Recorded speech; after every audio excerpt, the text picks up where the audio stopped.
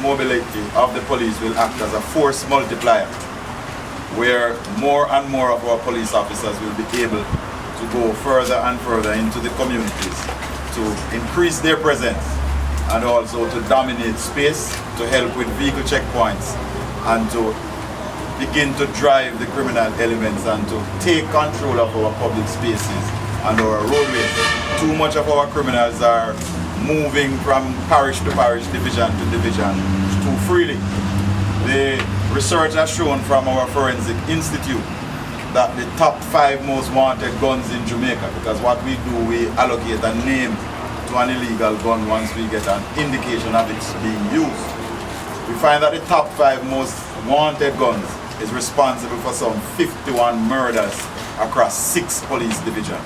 It therefore tells you that the weapons either are rented or the persons who are using the weapons are moving across police divisions. So increased vehicle checkpoints will help to cut down on the movement of weapons, and therefore to cut the movement of weapons internally, because we have cut the movement of weapons from outside by the acquisition of the 2 big ships and the surveillance planes. So you find intelligence is showing us that the cost of bullets and guns have increased on the streets. That therefore it tells you that there has been a restriction on the supply, and while the demand remains the same, if the supply is down, the prices is going to go up, and it is simple economics, and we are seeing that played out on our streets.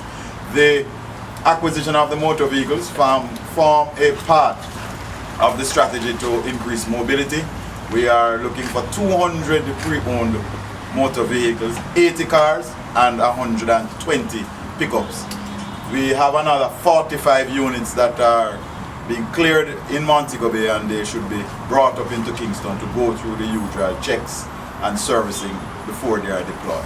So today I believe it's a happy day in the police force for the various divisions.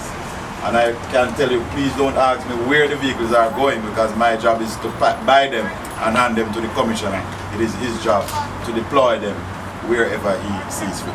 On behalf of Commissioner of Police, Mr. George Quayle, I accept this first tranche of motor vehicles on behalf of the citizens of Jamaica.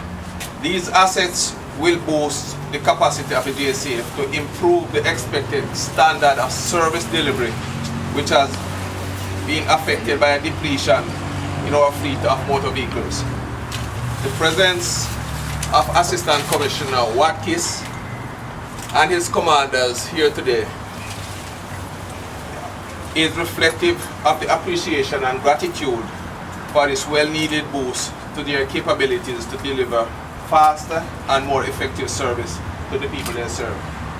Unfortunately, Minister, I was just briefed a couple minutes ago that we had a service vehicle accident today at East Queen Street, and I must use this opportunity to implore my colleagues to take the utmost care of these vehicles, and they must be utilized exclusively for our police service.